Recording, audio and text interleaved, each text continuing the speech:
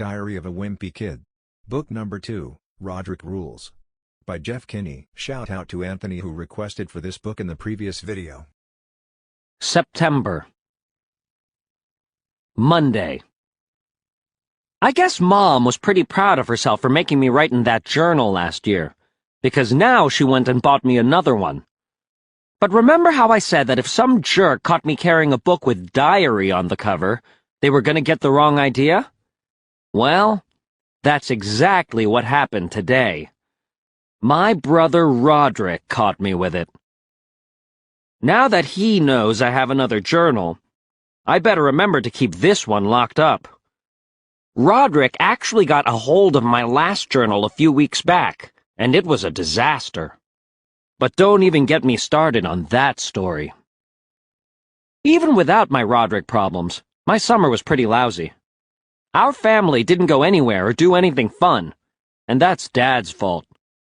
Dad made me join the swim team again, and he wanted to make sure I didn't miss any meets this year. Dad's got this idea that I'm destined to be a great swimmer or something, so that's why he makes me join the team every summer. At my first swim meet a couple of years ago, Dad told me that when the umpire shot off the starter pistol, I was supposed to dive in and start swimming.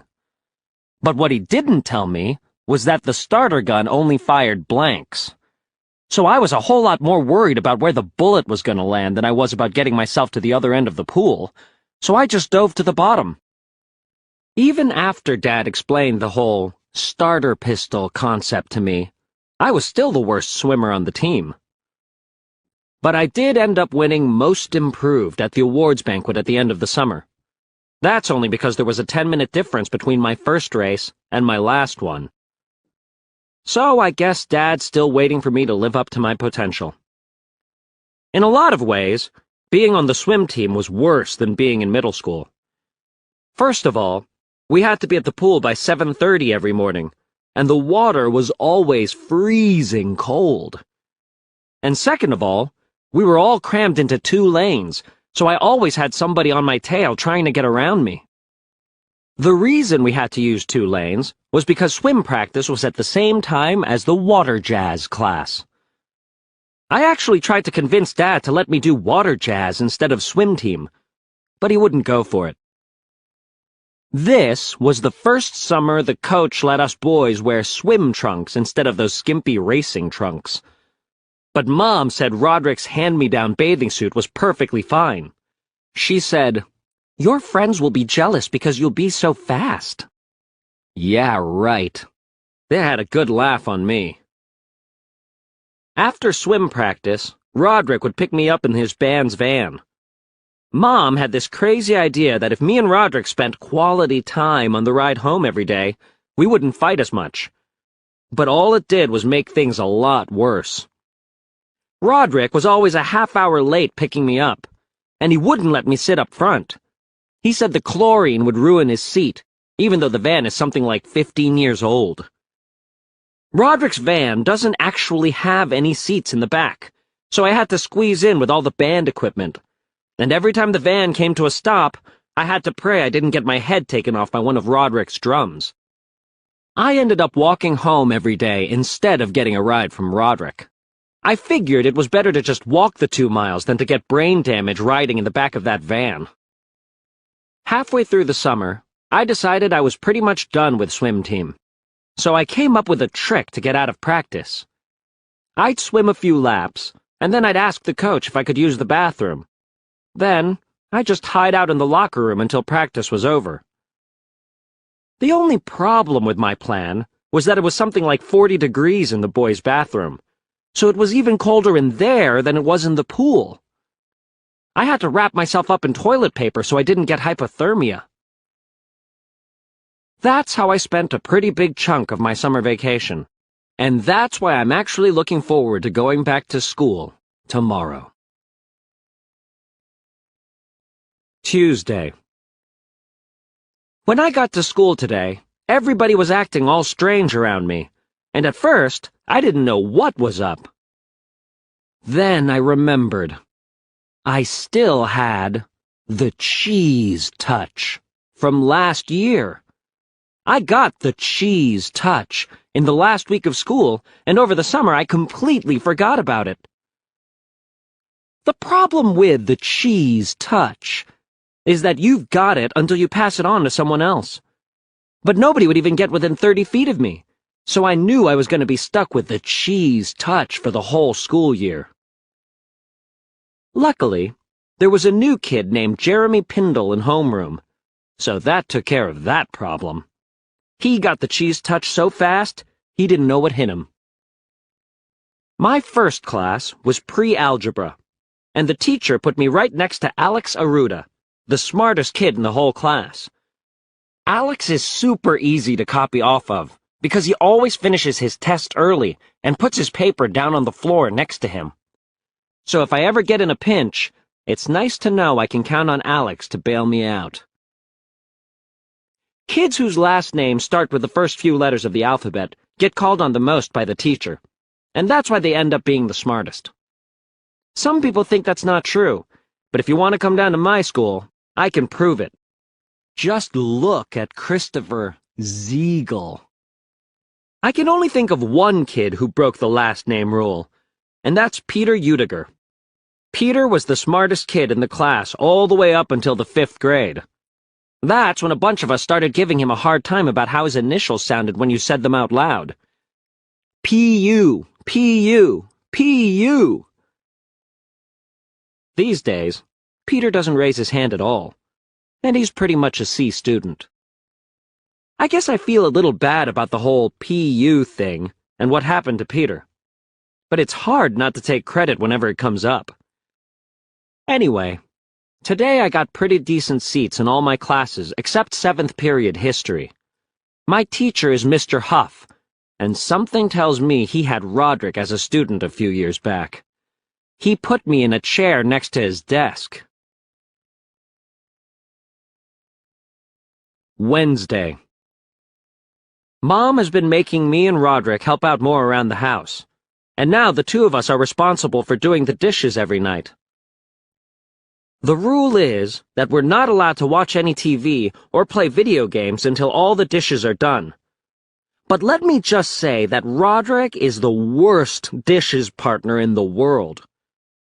As soon as dinner is over, he goes upstairs to the bathroom and camps out there for an hour. And by the time he comes back downstairs, I'm already done. But if I ever complain to Mom and Dad, Roderick always pulls out the same lame excuse. He says, "My body is on a schedule." I think Mom and Dad are too worried about my little brother, Manny, to get involved in a fight between me and Roderick right now anyway. Yesterday, Manny drew a picture at daycare, and Mom and Dad got really upset when they found it in his backpack. It was of 2 angry yelling people and 1 little crying guy. Mom and Dad thought the picture was supposed to be of them, so now they're acting all lovey in front of Manny. "I love you so much." "And I love you so much." I knew who it was really supposed to be in the picture. Me and Roderick. We got into a big blowout over the remote control the other night, and Manny was there to witness the whole thing. But Mom and Dad don't need to find out about that. Thursday. Another reason my summer was kind of lame was because my best friend, Rowley, was on vacation pretty much the whole time. I think he went to South America or something. But to be honest with you, I'm not really sure. I don't know if this makes me a bad person or whatever, but it's hard for me to get interested in other people's vacations. Besides, it seems like Rowley's family is always traveling to some crazy place in the world, and I can never keep their trips straight. The other reason I don't care about Rowley's trips is because whenever Rowley comes back from one of his vacations, he always crams it down my throat. Last year, Rowley and his family went to Australia for 10 days, but from the way he acted when he got back, you'd think he lived there his whole life. He came over to see me, and when I opened the door, he said, "G'day, mate." Another thing that's really annoying is that whenever Rowley goes to some new country, he gets into whatever fad is going on over there. Like when Rowley got back from Europe 2 years ago, he got hooked on this pop singer named Joshi. who I guess is some huge star or something. So Rowley came back with his bags full of Joshi CDs and posters and stuff. I took one look at the picture on the CD and told Rowley that Joshi was supposed to be for 6-year-old girls, but he didn't believe me. Rowley said I was just jealous because he was the one who discovered Joshi. And what made it really irritating was that now this guy was Rowley's new hero. So if I ever tried to say anything critical at all, Rowley didn't want to hear it. He'd say things like, "Joshi says you should respect your parents and follow your dreams." Speaking of foreign countries, today in French class, Madame Lefrère told us we're going to be choosing pen pals this year. When Roderick was in middle school, he had a 17-year-old girl from Holland as his pen pal. I know because I've seen the letters in his junk drawer. One said, "I like the sunshiny days and ice cream. Do you too?" Signed with a heart. When Madame Lefrère handed out the forms, I made sure I checked off the boxes that would get me a pen pal just like Roderick's. But after Madame Lefrère read over my form, she made me start over and pick again. She said I had to choose a boy who is my age, and he has to be French. So I don't exactly have high hopes for my pen pal experience. Friday. Mom decided to start making Roderick pick me up after school, just like he picked me up after swim practice. I guess that means she didn't learn from that experience. But I did. So when Roderick picked me up today, I asked him to please take it easy on the brakes. Roderick said okay, but then he went out of his way to find every speed bump in town. Ouch. When I got out of the van, I called Roderick a big jerk, and then it got physical. Mom saw the whole thing unfold from the living room window. Mom made us come inside, and she sat us down at the kitchen table. Then she said me and Roderick were going to have to settle our differences in a civil manner. Mom told me and Roderick we each had to write down what we did wrong, and then we had to draw a picture to go along with it. And I knew exactly where Mom was going with that idea. Mom used to be a preschool teacher, and whenever a kid would do something wrong, she'd make him draw a picture of it. I guess the idea was to make the kid feel ashamed of what he did so he wouldn't do it again. Well, Mom's idea might have worked great on a bunch of 4-year-olds, but she's gonna have to think of something better if she wants me and Roderick to get along. The truth is, Roderick can pretty much treat me any way he wants, because he knows there's nothing I can do about it. See, Roderick is the only one who knows about this really embarrassing thing that happened to me over the summer, and he's been holding it over my head ever since. So if I ever tell on him for anything, he'll spill my secret to the whole world. I just wish I had some dirt on him to even things out. I do know one embarrassing thing about Roderick, but I don't think it's going to do me any good. When Roderick was a sophomore, he was sick the day they did school photos. So Mom told Dad to mail in Roderick's freshman picture for the school to use in the yearbook. Don't ask me how Dad screwed this up, but he sent in Roderick's second grade picture. And believe it or not, it actually got printed. Unfortunately, Roderick was smart enough to rip that page out of his yearbook, so if I'm ever going to find something to use against him, I guess I have to keep digging. Wednesday.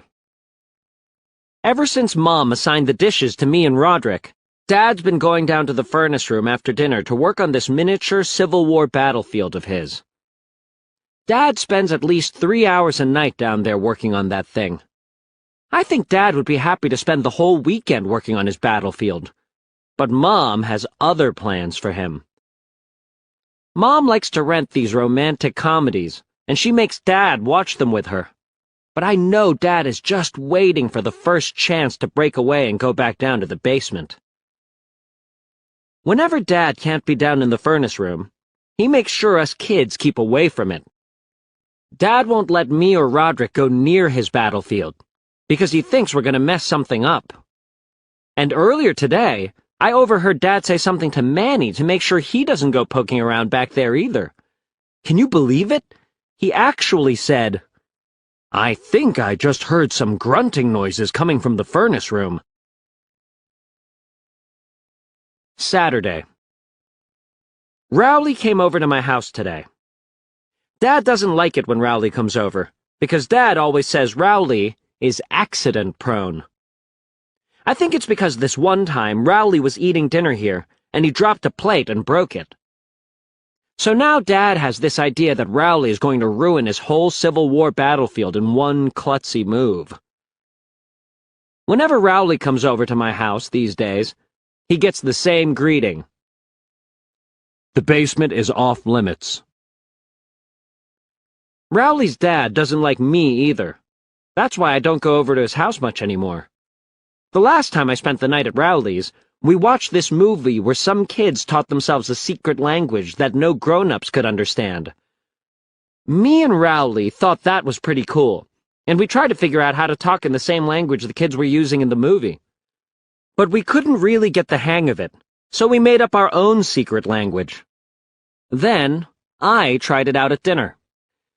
"Your pa, dad pa, smells pa like pa, a woman pa." But Rowley's dad must have cracked our code, because I ended up getting sent home before dessert, and I haven't been invited to spend the night at Rowley's ever since. When Rowley came over to my house today, he brought a bunch of pictures from his trip with him. He said the best part of his vacation was when they went on a river safari, and he showed me all these blurry pictures of birds and stuff. Now, I've been to the Wild Kingdom amusement park a bunch of times, and they have this river rapids ride where they have these awesome robot animals like gorillas and dinosaurs. If you ask me, Rowley's parents should have just saved their money and taken him there instead. I asked Rowley, "Did you see any sharks fighting giant tarantulas on your safari?" And he said, "No, and sharks don't fight tarantulas." Well, at Wild Kingdom they do. But of course, Rowley didn't want to hear about my experiences, so he just gathered up his pictures and went back home. Tonight after dinner, Mom made Dad watch one of the movies she rented, but Dad really wanted to work on his Civil War battlefield. When Mom got up to go to the bathroom, Dad stuffed a bunch of pillows under the blanket on his side of the bed to make it look like he was asleep. Mom didn't find out about Dad's decoy until after the movie was over. Sure enough, she found him downstairs. She made Dad come to bed, even though it was only 8:30. And now Manny sleeps in Mom and Dad's bed, because he's afraid of the monster that lives in the furnace room. Tuesday. I thought I was done hearing about Rowley's trip, but I was wrong. Yesterday, our social studies teacher asked Rowley to tell the class all about his vacation, and today he came to school wearing this ridiculous costume. But what was even worse was when some girls came up to Rowley at lunch and started kissing his butt, asking about his trip to South America. But then I realized maybe that wasn't such a bad thing after all. So I started parading Rowley around the cafeteria, because after all, he is my best friend. Saturday.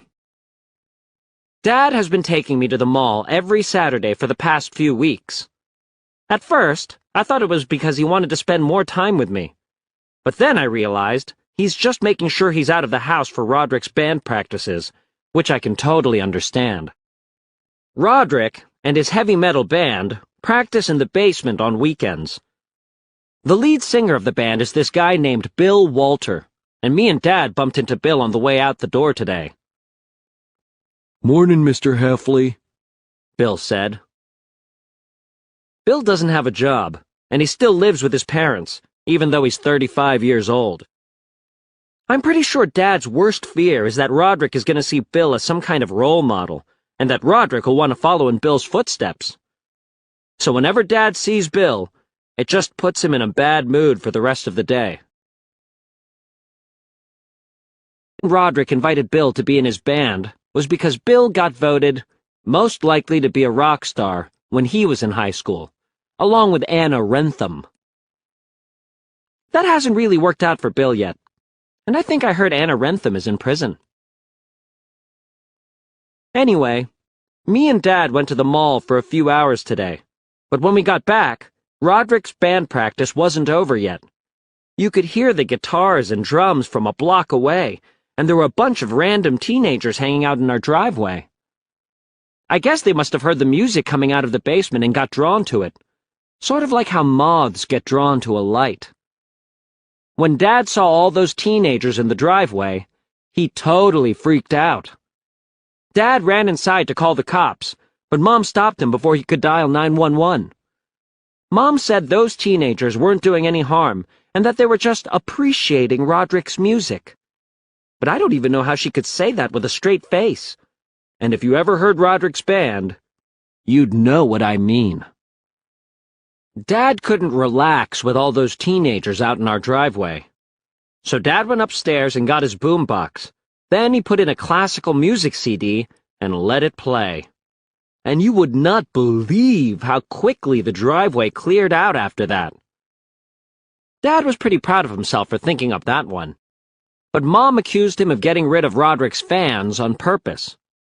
Dad said, "What? I can't enjoy my music too?" Sunday. Today on the car ride to church, I was making faces at Manny, trying to get him to laugh. I made this one face that made Manny laugh so hard that apple juice came out of his nose. But then Mom said, "You could have killed him." Well, once Mom put that thought in Manny's head, it was all over. He started to bawl. See, this is the reason I keep my distance from Manny. Every time I try to have a little fun with him, I end up regretting it. I remember when I was younger, and Mom and Dad told me I was getting a little brother, I was really excited. After all those years of getting pushed around by Roderick, I was definitely ready to move up a notch on the totem pole. But Mom and Dad have always been super protective of Manny, and they won't let me lay a finger on him, even if he totally deserves it. Like the other day, I plugged in my video game system and it wouldn't start. I opened it up and found out that Manny had stuffed a chocolate chip cookie in the disk drive. And of course, Manny used the same excuse he always uses when he breaks my stuff. "I'm only 3. I really wanted to let Manny have it, but I couldn't do anything with Mom standing right there. Mom said she would have a talk with Manny, and they went downstairs. A half hour later, they came back up to my room, and Manny was holding something in his hands. He said, "I'm sorry, Bubby," and handed it to me. It was a ball of tinfoil with a bunch of toothpicks sticking out of it. Don't ask me how that was supposed to make up for my broken video game system. I went to throw the stupid thing away, but Mom wouldn't even let me do that. She said, "Your brother made that for you." The first chance I get, that thing's going in the trash. Because mark my words, if I don't get rid of it, I'm gonna end up sitting on it. Even though Manny drives me totally nuts, there is one reason I like having him around. Ever since Manny started talking, Roderick has stopped making me sell chocolate bars for his school fundraisers. And believe me, I'm grateful for that. He makes Manny do it 'cause he's cute. Before, Roderick would make me go up to a house and say, "Hello, sir. Would you like to help support?" "Not interested." And the door would slam in my face. Now, Manny goes up to houses. "Would you like some chocolates?" "How precious." And they fork over their dough. Monday. Madame Lefrère made us write our first pen pal letters today. I got assigned to this kid named Mamadou Montpierre, and I guess he lives someplace in France.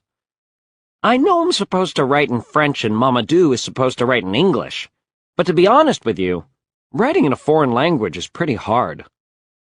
So I really don't see the need for both of us to stress out over this whole pen pal thing. My first letter to him said, "Dear Mamadou, first of all, I think we should both just write in English to keep things simple.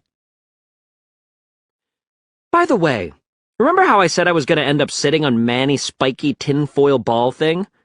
Well, I was half right. Rowley came over today to play video games, and he ended up sitting on it. I'm actually kind of relieved, to be honest with you. I lost track of that thing a couple of days ago, and I'm just glad it finally turned up. And in all the commotion, I threw Manny's gift in the garbage. But something tells me Mom wouldn't have stopped me this time. Wednesday. Roderick has an English paper due tomorrow, and Mom's actually making him do it himself for once.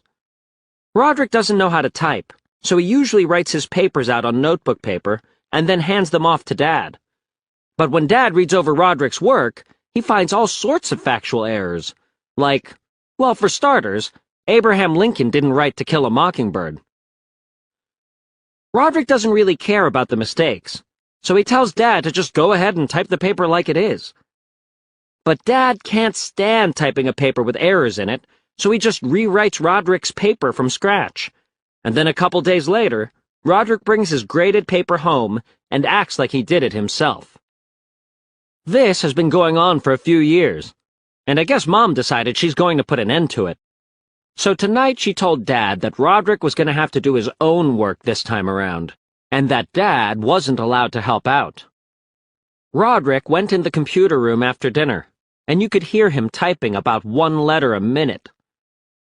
I could tell the sound of Roderick typing was driving Dad totally bananas. On top of that, Roderick would come out of the computer room every 10 minutes and ask Dad some dumb question, like, "Where's the space bar again?" After a couple of hours, Dad finally cracked. Dad waited for Mom to go to bed, and then he typed Roderick's whole paper for him. So I guess this means Roderick's system is safe. At least for now. I have a book report due tomorrow, but I'm really not sweating it. I found the secret to doing book reports a long time ago. I've been milking the same book for the past 5 years. Sherlock Sammy Does It Again. There are about 20 short stories in Sherlock Sammy Does It Again, but I just treat each story like it's a whole book, and the teacher never notices. These Sherlock Sammy stories are all the same. Some grown-up commits a crime, and then Sherlock Sammy figures it out and makes the person look stupid. I'm kind of an expert at writing book reports by now. All you have to do is write exactly what the teacher wants to hear, and you're all set. Things like, "Man, Sherlock Sammy is so smart, and I'll bet that's 'cause he reads so many books." And the teacher would comment on my paper, "I'll bet you're right." There were a bunch of hard words in this book, but I looked them up in the dictionary, so now I know what they mean. I guess you're a bit of a sleuth yourself. A+.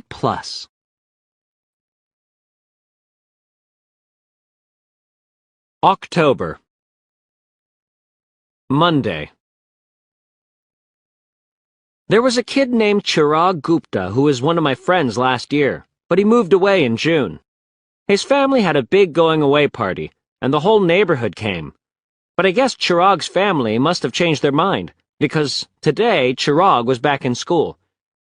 Everyone was happy to see Chirag again, but a couple of us decided to have a little fun with him before officially welcoming him back. So we basically pretended he was still gone. We'd go, "Boy, I sure do miss Chirag." "Yeah, I wonder how he's doing." And he'd go, "Hey guys, I'm right here." I have to admit, it was pretty funny. At lunch, Chirag sat next to me. I had an extra chocolate chip cookie in my lunch bag, and I made a big deal about it. I said, "I wish Chirag was here. Oh, how he loved chocolate chip cookies. I'm not even that hungry." And Chirag said, "But I'm sitting right next to you." Okay, so maybe that one was a little cruel. I guess we'll probably let Chirag off the hook tomorrow. But then again, this invisible Chirag thing could turn into the next PU. Tuesday. Okay, so the invisible Chirag joke is still going, and the whole class is in on it now. I don't want to get too far ahead of myself or anything, but I think I might have class clown in the bag for dreaming this one up. In science, the teacher asked me to count the number of kids in the classroom so she'd know how many pairs of safety goggles to get out of the closet. So I made a big show of counting everyone in the room except Chirag. 33... 34. There are 34 people in this class. Well, that really set Chirag off. He got up and started yelling, and it was really hard to stare straight ahead and act like he wasn't there. He screamed in my face, "I am a human being, too!" I wanted to tell him that we never said he wasn't a human being. It's just that he's an invisible human being. But I managed to keep my mouth shut. Before you go and say I'm a bad friend for teasing Chirag, let me just say this in my own defense. I am smaller than about 95% of the kids at my school, so when it comes to finding someone I can actually pick on, my options are pretty limited. And besides, I'm not 100% to blame for dreaming up this idea. Believe it or not, I got the idea from Mom. This one time, when I was a kid, I was playing under the kitchen table, and Mom came looking for me. Has anyone seen Gregory? I don't know what made me do it, but I decided to play a joke on Mom and stay hidden. Mom went all around the house calling my name. I think she must have finally seen me under the kitchen table, but she still pretended she didn't know where I was. She looked out the window and sighed. Poor Gregory, all alone in the snow. I thought it was pretty funny, and I probably would have stayed hidden under there for a little while more. But Mom finally got me to crack when she said she was going to give my gumball machine to Roderick. So if you want to point fingers on the invisible Chirag joke, now you know who's really to blame. Thursday. Well, yesterday, Chirag pretty much gave up on trying to get anyone in our class to talk to him. But today, he found our weakness. He came up to Rowley and said, "Rowley, do you think I exist?" And the idiot said back, "Nope, I can't even hear you or see you." I forgot all about Rowley. When the joke first started up, I made sure to keep him away from Chirag, because I had a feeling Rowley would blow the joke. But I guess I kind of got too cocky and let my guard down. Chirag started working on Rowley at lunch, and he came really close to getting him to crack. He told Rowley, "If you say I exist, this corn dog is yours." I could tell Rowley was about to say something, so I had to act quick. I told everyone there was a floating corn dog hovering above our lunch table, and then I plucked it out of the air and ate it in 2 bites. So, thanks to my quick thinking, we were able to keep the joke going. But that really made Chirag mad. He started punching my arm, but of course I had to pretend like I didn't notice. And let me tell you, that wasn't easy to do. Chirag might be small, but that kid can really punch. Friday. Well, I guess Chirag must have complained to a teacher about my little joke, because today I got called down to the front office. When I got to Vice Principal Roy's room, he was pretty mad. He knew all about how I started the joke, and he gave me a speech about respect and decency and all that. But luckily, Mr. Roy got one crucial fact wrong, and that was the identity of the person we were playing the joke on. So that made the apology part a whole lot easier. Sharif was confused when I said, "I am deeply sorry, and now I do indeed admit that you exist, Sharif." Mr. Roy seemed pretty satisfied with my apology, and he let me go without even tacking on any detention. I've always heard that when Mr. Roy is done chewing a kid out, he sends them off with a pat on the back and a lollipop. And now I can tell you firsthand that it's true. Saturday. Rowley's birthday party is tomorrow, so Mom took me to the mall to get him a gift. I picked out this cool video game that just came out, and I handed it to Mom so she could pay for it. But Mom said I had to buy it with my own money. I told Mom that first of all, I have zero money, and second of all, if I did have any money, I wouldn't be wasting it on Rowley. Mom didn't seem too happy with what I said, but it's not my fault I'm broke. I actually had a job this summer, but the people I worked for stiffed me, so I didn't earn a single penny. We have these neighbors named the Fullers who live a few doors up, and they go away on vacation every summer. They usually leave their dog Princess in the kennel, but this year, they told me they'd pay me $5 a day to feed Princess and take her out. I figured I'd earn enough to buy a whole pile of video games with that kind of money. But I guess Princess is gun-shy about going to the bathroom in front of strangers, so I ended up spending a lot of time standing around in the hot sun waiting for this dumb dog to hurry up and go. I'd wait, and nothing would happen, and then I'd just take Princess back inside. But every time I'd leave, Princess would make a big mess in the foyer, and I'd have to clean it up the next day. Toward the end of the summer, I got smart and realized it would be a whole lot easier to just clean up all of Princess's messes at once, instead of doing it every single day. So I fed her and let her do her business on the foyer floor for about 2 weeks. Then, the day before the Fullers were due back, I headed up the hill with all my cleaning supplies. But guess what? The Fullers cut their trip short and got home a day early. I guess they didn't know it's polite to call ahead and let people know when your plans have changed. Tonight, Mom called a house meeting with me and Roderick. She said that the two of us are always complaining that we don't have any money, so she came up with a way for us to earn some cash. Then she pulled out some play money she must have dug up out of a board game, and she called the money Mom Bucks. Mom said we could earn Mom Bucks by doing chores and good deeds and stuff like that, and we could trade them in for real money. Mom handed us $1,000 each to get us started. I thought I had struck it rich.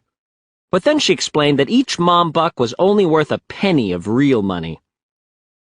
Mom told us how we should save up our Mom Bucks, and if we were patient, we could buy something we really wanted. But Roderick cashed in his whole stash before Mom was even done talking. Then he went down to the convenience store and blew his money on some heavy metal magazines. If Roderick wants to waste his money like that, he can go right ahead. But I'm gonna be smart with my Mom Bucks. Sunday. Today was Rowley's birthday party, and he had it at the mall. I'm sure I would have thought it was a lot of fun, if I was about 7 years old. That was the average age of the kids at Rowley's party. Rowley invited his whole karate team, and most of those kids are still in elementary school. I just wish I would have known what the party was going to be like so I could have skipped it. We started off playing these dopey party games, like pin the tail on the donkey and stuff like that. The last game we played was hide and seek. My plan was to just hide in the ball pit and stay there until the party was over. But some other kid was already in there. It turned out, this kid wasn't from Rowley's party. He was from the last birthday party that happened an hour earlier. I guess he must have hid in there during hide and seek, and nobody ever found him. So Rowley's party had to be put on hold while the staff tried to track down this kid's parents. After that situation got cleared up, we had cake and watched Rowley open his gifts. He mostly got a bunch of kids' toys, but he seemed pretty happy about it. Then, Rowley's parents gave him their present. And guess what? It was a diary. It kind of ticked me off, because I knew Rowley asked his parents for a diary so he could be just like me. After Rowley opened his present, he said, "We can call ourselves the Diary Twins." I let him know exactly what I thought of that idea by slugging him in the arm. And I really don't care that it was his birthday either. One thing I will say, though, I used to be mad at Mom for getting me a journal that looked too girly. I'm not so mad anymore. It actually said Sweet Secrets Diary and had hearts on the cover. Lately, Rowley has been totally riding me. He reads the same comic books I read, drinks the same kind of soda I drink. You name it. Mom says I should be flattered. But to be honest with you, it's totally creeping me out. A couple days ago, I did an experiment to see just how far Rowley would go. I rolled up one of my pant legs and tied a bandana around my ankle and went to school that way. Sure enough, the next day, Rowley came to school wearing the same exact thing. And that's how I ended up in Vice Principal Roy's office for the second time in a week. An old lady had called up claiming there were some thugs outside her house sporting gang colors. Monday. I thought I was totally in the clear for the invisible Chirag thing, but boy was I wrong. Tonight, Mom got a call from Chirag's dad. Mr. Gupta told Mom all about the prank we were playing on his son, and how I was the ringleader. When Mom questioned me, I told her I didn't even know what Chirag's dad was talking about. Then Mom marched me up to Rowley's house to hear what he had to say. Luckily, I was prepared for this kind of thing. I had already drilled Rowley on what to do if we ever got busted, and that if we both just denied everything, we'd be okay. But the second Mom started asking Rowley questions, he broke down. So after our visit to Rowley's house, Mom drove me over to Chirag's to apologize. And let me tell you, that wasn't a whole lot of fun. Mr. Gupta didn't seem too impressed with my apology. But believe it or not, Chirag was actually pretty cool about it. After I apologized, Chirag invited me inside to play video games. I think he was so relieved to finally have one of his classmates talking to him again that he just decided to forgive me for the whole incident. So, I guess I forgive him too. Tuesday. Even though Chirag let me off the hook last night, Mom wasn't done with me yet. She wasn't really that mad about the joke or how I treated Chirag. She was just mad that I lied about it. So Mom told me she'll ground me for a month if she catches me lying again. And that means I better watch my step, because Mom's not going to forget what she said. When it comes to my screw-ups, Mom has a memory like an elephant. Like the other day, when I went to the refrigerator, Mom said, "That's the second time you've tracked mud into the kitchen." The first time? 6 years ago. Last year, Mom caught me lying, and I paid the price for it. Mom made a gingerbread house a week before Christmas, and she put it on top of the refrigerator. She said nobody was allowed to touch it until Christmas Eve dinner. But I couldn't help myself. So every night, I'd sneak downstairs and pick off a little piece of the gingerbread house. I tried to only eat a tiny piece each time so Mom wouldn't notice. It was really hard to limit myself to one gumdrop or one little crumb of gingerbread each night, but I managed to do it anyway. I didn't know how much I had actually eaten until Mom took it down off the fridge on Christmas Eve. When Mom accused me of eating all the candy, I denied it. But I wish I just fessed up right away, because that fib totally backfired on me. Mom had just gotten hired to write a parenting column for the local newspaper, and she was always looking for material. So that incident pretty much made me into a local celebrity. The article was called, "When Your Child is Being Deceptive," by Susan Heffley. You know, now that I think about it, Mom isn't exactly squeaky clean when it comes to being honest herself. I remember when I was a kid, and she found out I wasn't brushing my teeth every night. She faked a call to the dentist office. I heard her on the phone saying, "Dr. Kratz, do you have dentures for little boys? Oh, only wooden ones? I guess that'll have to do then." And that call is the reason why I still brush my teeth 4 times a day. Friday. Well, It's been 3 days and I've kept my promise to Mom. I've been 100% honest the whole time, and believe it or not, it's not that hard. In fact, it's kind of liberating. I've been in a couple of situations already where I was a lot more honest than I would have been a week ago.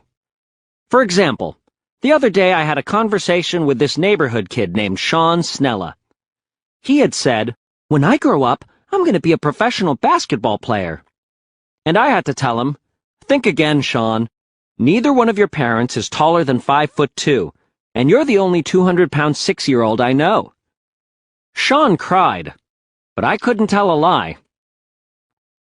And yesterday, Rowley's family had a birthday party for his grandfather.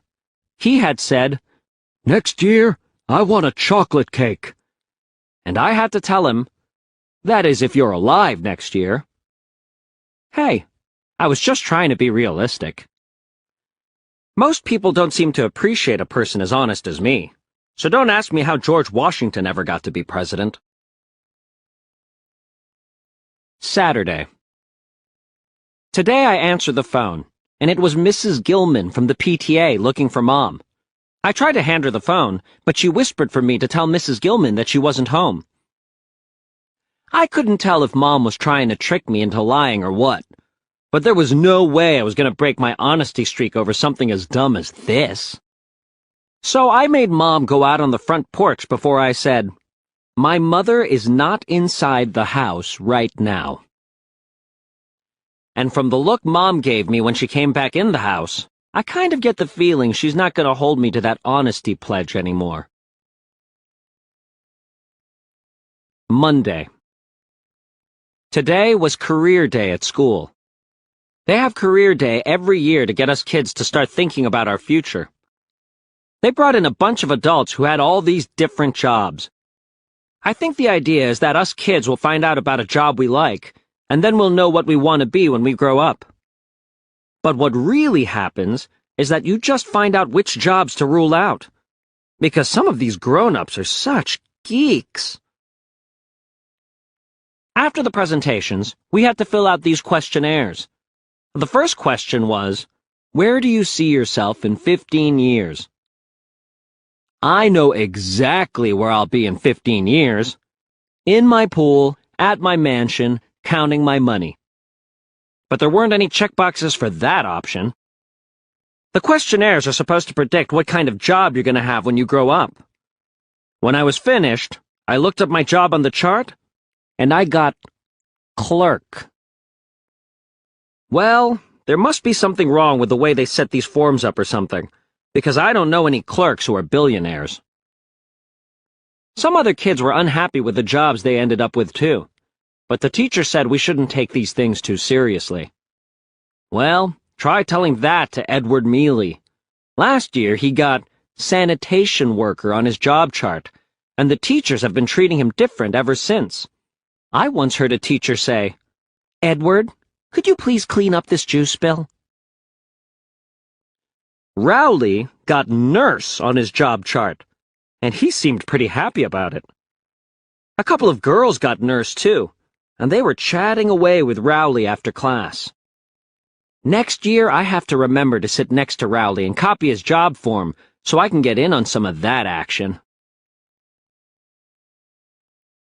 Saturday. Me and Roderick were just sitting around the house today, so Mom sent us over to Grandma's to rake her leaves. Mom said she'd pay us $100 in Mom bucks for each bag we filled. Plus, Grandma said she'd give us hot chocolate after we were finished. I really didn't feel like working on a Saturday, but I needed the cash. Besides, Grandma makes really awesome hot chocolate. So we got some rakes and plastic bags from our garage and headed down to Grandma's house. I took one side of the yard, and Roderick took the other.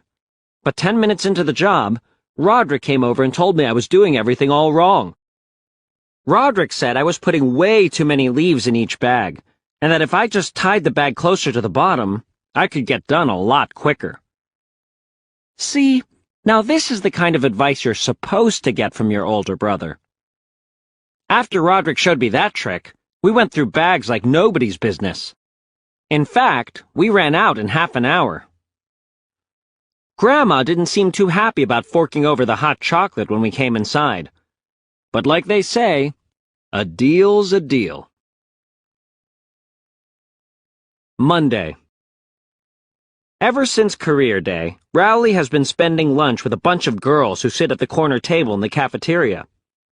I guess the group of them is like the future nurses of America or something. Don't ask me what they talk about over there. They just whisper and giggle like a bunch of first graders. All I can say is, they better not be talking about me. You remember how I said Roderick is the only one who knows about that really embarrassing thing that happened to me over the summer? Well, Rowley knows the second most embarrassing thing that ever happened to me, and I really don't need him digging it back up. Back in 5th grade, we had a project in Spanish where we had to do a skit in front of the class, and my partner was Rowley. We had to do the whole skit in Spanish. Rowley asked me what I would do for a candy bar, and I said I'd stand on my head. But when I tried to do a headstand, I tipped over and my rear end went right through the wall. Estario parado en mi, ay ay ay! Well, the school never bothered to fix the hole. So for the rest of my time in elementary school, my butt print was on display in Mrs. Gonzalez's room. And if Rowley's spreading that story around, believe me, I'm going to tell the whole world who ate the cheese. Wednesday. Today I realized that if I wanted to know what Rowley and those girls are talking about at lunch, all I have to do is read his diary. I'll bet he's writing down all sorts of juicy gossip in that thing. The problem is, Rowley's diary is locked, so even if I got a hold of it, I wouldn't have any way to open it. But then I thought of something. All I had to do was buy the same exact diary he has, and then I'd have a key. So I went to the bookstore tonight and got the last one on the shelf. I just hoped buying this thing was worth it, because I had to cash in half of my mom bucks to pay for it. And I don't think Dad was too thrilled with the idea of me buying a sweet secrets diary either. Thursday. After phys ed today, I saw that Rowley accidentally left his diary on the bench. So when the coast was clear, I used my new key on his diary, and sure enough, it worked. I opened it up and started reading. Dear Diary, today I played with my Dino Blazer action figures again. It was Mecharex versus Triceraclops, and Mecharex bited Triceraclops in the tail. And then Triceraclops turned around and said, "Oh yeah? Well, how do you like that?" And he shot Mecharex right in the hiney. I flipped through the rest of the book to see if my name was in there anywhere, but it was just page after page of this garbage. After seeing what's going on in Rowley's head, I'm kind of starting to wonder why I'm even friends with him in the first place. Saturday. Things at home have been really good for about a week. Roderick has the flu, so he doesn't have the energy to bother me. And Manny has been at Grandma's, so I've had the TV all to myself. Yesterday, Mom and Dad made a surprise announcement. They said they were going away for the night, and that me and Roderick were in charge of the house. That was some pretty big news, because Mom and Dad have never left me and Roderick on our own before. I think they've always been afraid that if they go away, Roderick is going to have a huge party and trash the house. But with Roderick knocked out with the flu, they must have seen their big chance. So after Mom gave us a speech about responsibility and trust and all that, they took off.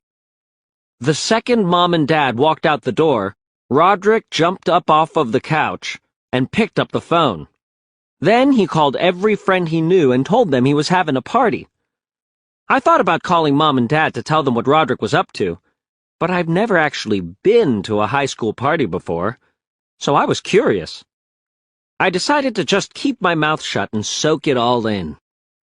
Roderick told me to get some folding tables out of the basement and bring a couple of bags of ice out of the downstairs freezer. Roderick's friends started to show up around 7 o'clock, and before you knew it, there were cars parked up and down the street. The first person to walk through the door was Roderick's friend Ward. A bunch more people started showing up after that, and Roderick told me we were going to need more tables, so I went downstairs to get them. But as soon as I stepped foot in the basement, I heard the door lock behind me. I pounded on the door, but Roderick just cranked up the music to drown me out, so I was stuck down there. Man, I should have known Roderick would go and pull something like that. I guess it was pretty dumb of me to think Roderick was going to let me in on the action. It sounded like it was a pretty wild party. I think some girls even showed up at one point, but I couldn't be too sure, because it was hard to keep track of what was going on from just looking at the bottoms of people's shoes through the crack at the bottom of the door. The party was still going strong at 2 a.m., but that's when I gave up. I spent the night on one of the spare beds in the basement, even though there were no blankets on it. I practically froze to death, but there was no way I was going to use a blanket from Roderick's bed. Somebody must have unlocked the basement door overnight, because when I woke up this morning, it was open. And when I walked upstairs, it looked like a tornado had touched down in the family room. The last of Roderick's friends wasn't gone until 3 in the afternoon, and once everyone left, Roderick told me I had to help him clean up.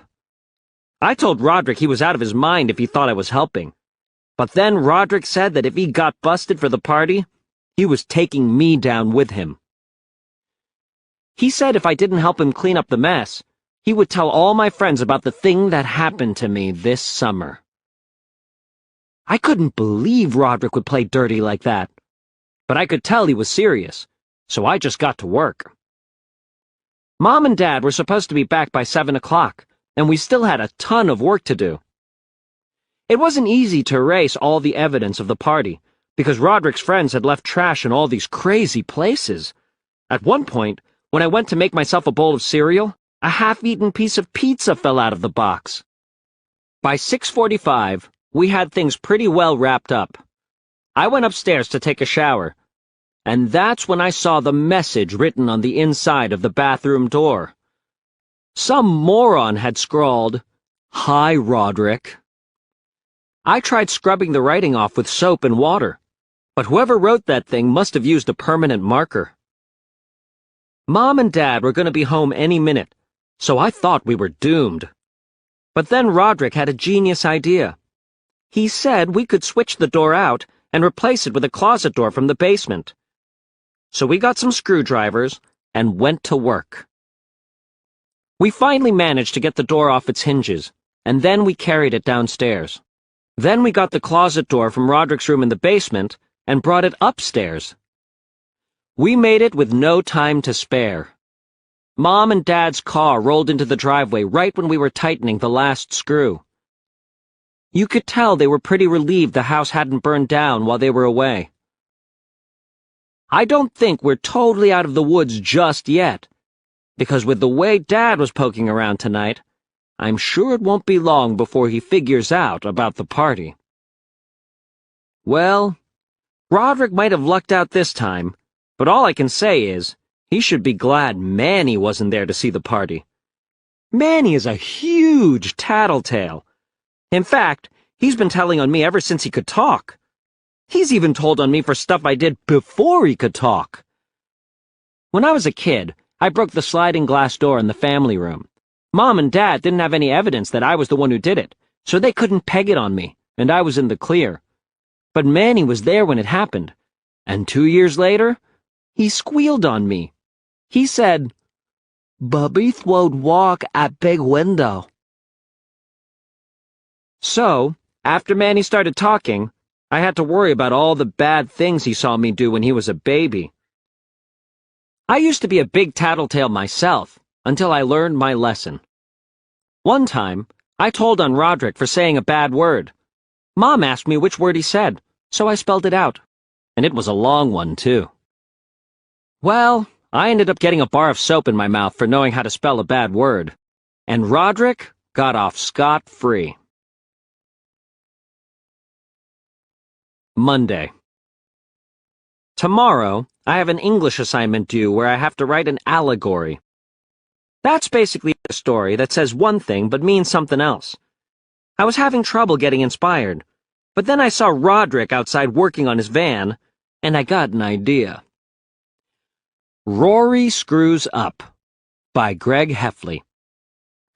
Once upon a time, there was this monkey named Rory. The family he lived with loved him very much, even though he was constantly screwing things up. One day, Rory accidentally rang the doorbell, and everybody thought he did it on purpose, so they gave him some bananas as a reward. Well, now Rory was going around thinking he was some sort of monkey genius or something, and one day he heard his owner say, "My dang car is broke." So Rory's primitive mind raced to formulate a plan, and here is what he eventually came up with.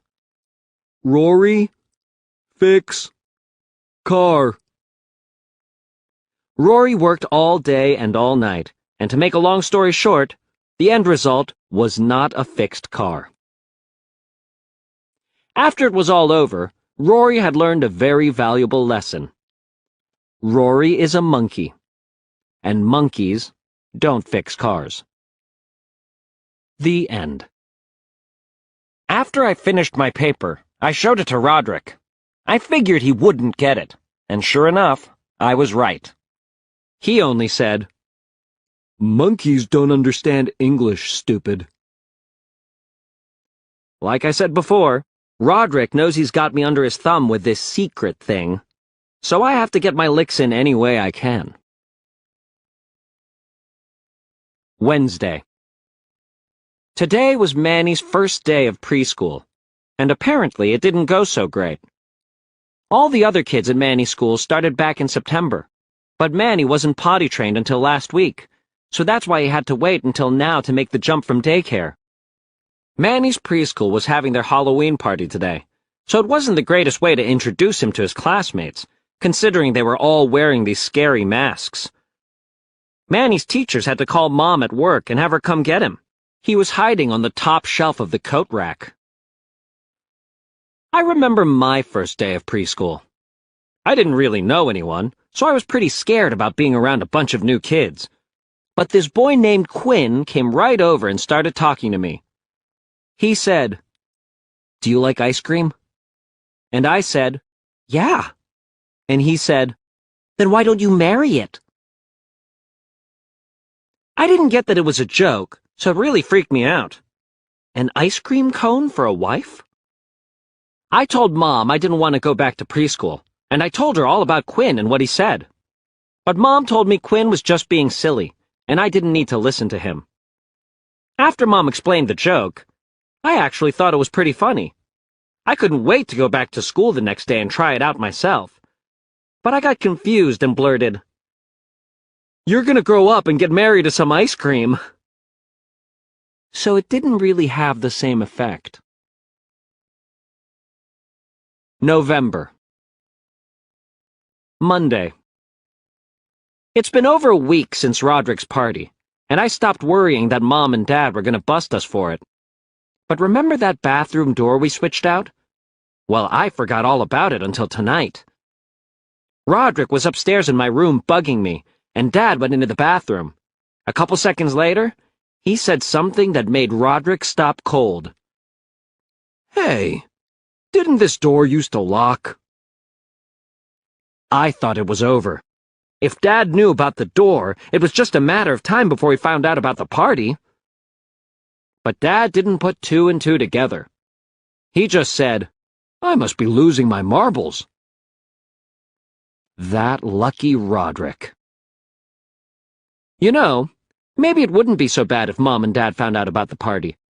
Roderick would get grounded, which would be awesome. So, if I can figure out a way to spill the beans without Roderick finding out, I'm gonna go for it. Tuesday. I got my first letter from my French pen pal, Mamadou, today. I decided to adjust my attitude and give this whole pen pal thing my best effort. So when I wrote back to Mamadou today, I tried to be as helpful as possible. He had written, "Dear Gregory, I am very privileged to make your acquaintance. Mamadou." So I wrote back, "Dear Mamadou, I'm pretty sure acquaintance doesn't have a C in it. I really think you need to work on your English. Sincerely, Greg." I think it's dumb that Madame Lefrere won't let us use email with our pen pals. Albert Murphy has already written back and forth with his pen pal a bunch of times, and it's costing them a lot of money in stamps. Letter 1, Dear Jacques, how old are you? Letter 2, Dear Albert, 12. Letter 3, Dear Jacques. Oh. Cost, $14. Friday. Tonight, Rowley's parents went out to dinner, so they got him a babysitter. I don't know why Rowley can't just watch himself for a few hours, but believe me, I'm not complaining. Rowley's babysitter is Heather Hills, and she's the prettiest girl at Crossland High School. So whenever the Jeffersons go out, I always make sure to be up at Rowley's for story time. I went up to Rowley's at about 8 o'clock tonight. I even splashed on some of Roderick's cologne to make sure I made a good impression on Heather. I knocked on the door and waited for Heather to answer, but I was caught a little off guard when Rowley's next-door neighbor Leland answered instead. I can't believe Rowley's parents switched babysitters from Heather to Leland.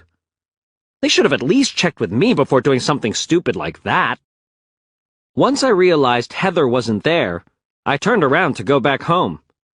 But Rowley asked me if I wanted to hang out and play Magic and Monsters with him and Leland. The only reason I said yes was because I thought it was some kind of video game. But then I found out that you play it with pencils and paper and these special dice, and that you're supposed to use your imagination or whatever. It actually turned out to be pretty fun. Mostly because in Magic and Monsters, you can do all sorts of stuff you could never do in real life. Like light Rowley's eyebrows with a torch. When I got home, I told Mom all about Magic and Monsters and how Leland was a really awesome dungeon keeper. Roderick overheard me talking about Leland, and he said that Leland is the biggest nerd at his high school. But this is coming from a guy who spends his Saturday nights putting fake throw-up on people's cars in the Home Depot parking lot. So I think I'll just take Roderick's opinion with a grain of salt. Wednesday. I've been going up to Leland's house every day after school to play Magic and Monsters. I was headed up there again today when Mom stopped me at the door.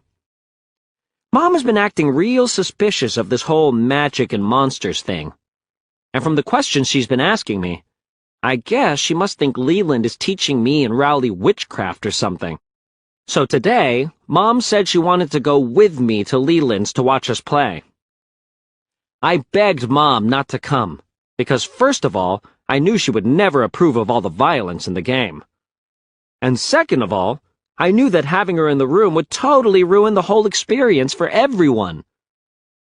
When I begged Mom not to join us, it made her even more suspicious. So now there was no changing her mind. Rowley and Leland couldn't have cared less that Mom came with me, but I couldn't enjoy myself because I felt like a total dork playing in front of her, saying things like, "My wizard Talrock utters the spell of Tallrune." I figured Mom would eventually get bored and just go home, but she stuck around. And right when I thought she was finally going to leave, Mom said that she wanted to join in the game.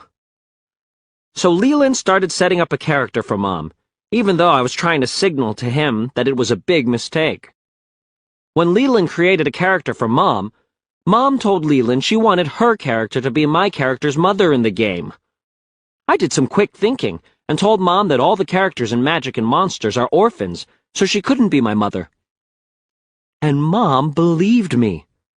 But then she asked Leland if she could name her character Mom, and he said yes.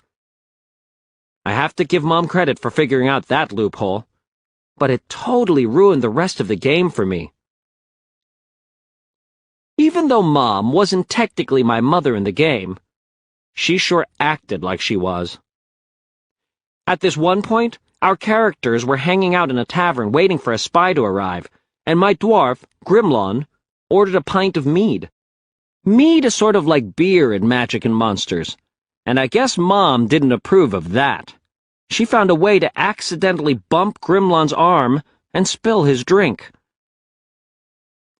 The worst part of the game was when we got into a battle situation. See, the whole point of Magic and Monsters is that you're supposed to kill as many monsters as possible so you can get points and move up in levels. But I don't really think Mom got that concept. When Leland announced that Mom had run into a pack of orcs and they looked hungry, she said, "We give them all of our food." After about an hour of things going like this, I decided to quit. So I gathered up my stuff, and me and Mom headed home. On the way back, Mom was really talking up Magic and Monsters, saying how it could help me with my math skills and stuff like that. All I can say is, I hope she isn't planning on becoming a regular at these games, because the first chance I get, Mom is getting handed over to a pack of orcs. Thursday. After school today, Mom took me to the bookstore and bought just about every Magic and Monsters book on the shelf. She must have dropped about $200, and she didn't even make me cash in a single Mom buck. I realized maybe I judged Mom a little too quick, and maybe it wasn't such a bad thing having her in our group after all. I was all set to take my new books up to Leland's, but that's when I found out there was a catch. Mom actually bought all these books so me and Roderick could play Magic and Monsters together. She said it was a good way for the two of us to work out our differences. Mom told Roderick she wanted him to be the dungeon keeper, just like Leland. Then she dumped the pile of books on Roderick's bed and told him to start studying up. It was bad enough playing in front of Mom at Leland's house, but I knew playing with Roderick would be about 10 times worse. Mom was serious about me and Roderick playing together, so I knew I was going to have to go through with it. I spent about an hour up in my room making up characters with names Roderick couldn't make fun of, like Joe and Bob. Once I was finished, I met Roderick in the kitchen, and we started our game. In his first move as dungeon keeper, Roderick said, "You and your group of nerds fall into a pit, and it's full of dynamite and you blow up. The end." I guess I should be grateful that it was over with quickly, and I just hope Mom saved her receipts on those books. Friday. The teachers have really been cracking down on kids copying off of each other this year.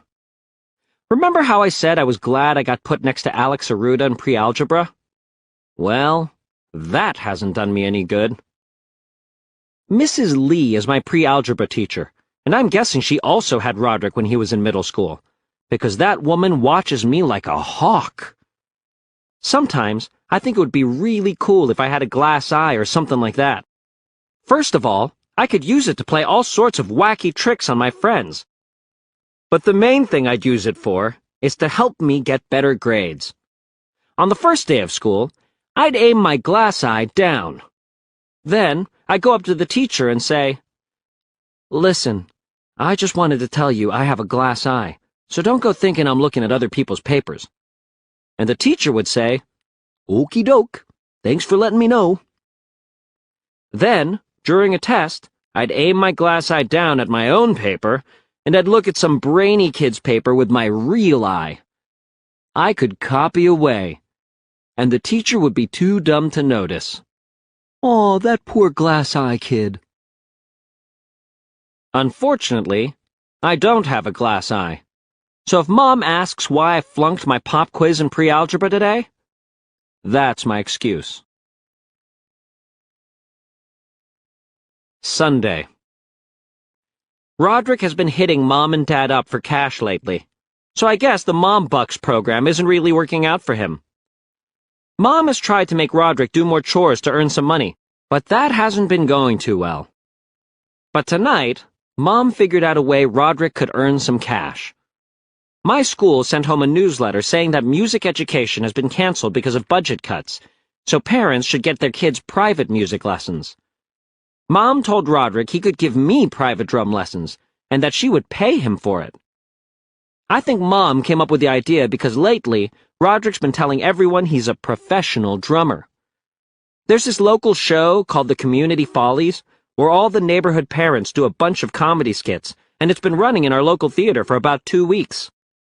The other night, the regular drummer got sick, so Roderick filled in, and he got paid $5 to play a rim shot on the drums after each corny joke.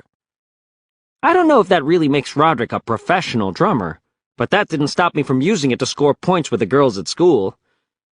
Hey, girls, my brother's a professional drummer. When Mom told Roderick he should start giving me drum lessons, he wasn't too hot on the idea. But then Mom said she'd pay him $10 a lesson, and that I could get a bunch of my friends to sign up too. So now I've got to recruit some people for Roderick's Drum Academy. And I can already tell, this isn't going to be a lot of fun. Monday. I couldn't get any of my friends to sign up for Roderick's drum school except Rowley, and I kind of had to trick him into doing it. Rowley is always saying he wants to learn how to play the drums, but he wants to play the kind they use in marching bands. I told Rowley I knew for a fact that Roderick was going to cover all that stuff in week 4, and that got Rowley pretty excited. I was just glad I wasn't going to have to take drum lessons all by myself. Rowley came over after school, and we went down to the basement to start our first lesson. Roderick started us off with some pretty basic drum drills.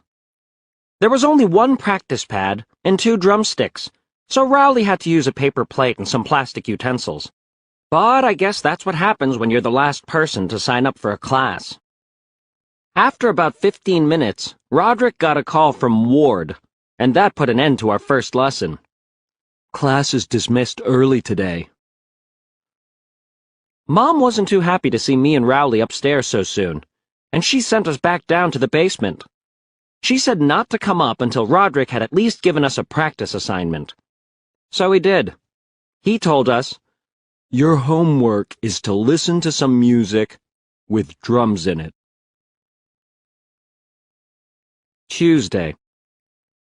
Me and Rowley had drum lessons with Roderick again today. Well, Roderick might be a good drummer, but he's not a good teacher. Me and Rowley tried our best to do the drills Roderick taught us, but every time we messed up, Roderick would get frustrated. Wrong, wrong, wrong. Eventually, he got so fed up that he took our drumsticks away. Roderick sat down at his drum set and told us to watch and learn. Then he started doing this really long drum solo that didn't have anything to do with the drills he was teaching us. Really long. Roderick didn't even look up from his drum set when me and Rowley left and went upstairs. I'm not complaining, though, because the way I see it, this way everyone wins. We played video games while Roderick finished his drum solo.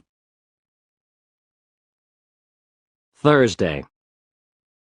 We've got a history paper due the day before Thanksgiving, and I'd better start getting serious about it.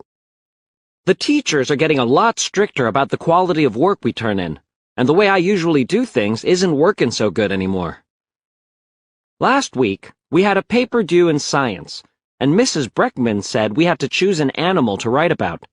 So I picked the moose. I know I should have gone to the library and done research, but I just decided to wing it. The Amazing Moose by Greg Heffley. Diet. The moose eats many, many things. But the list would be way too long to put in this paper, so I will save us all some time by just listing the things that the moose does not eat. Bubblegum. Metal. Pizza.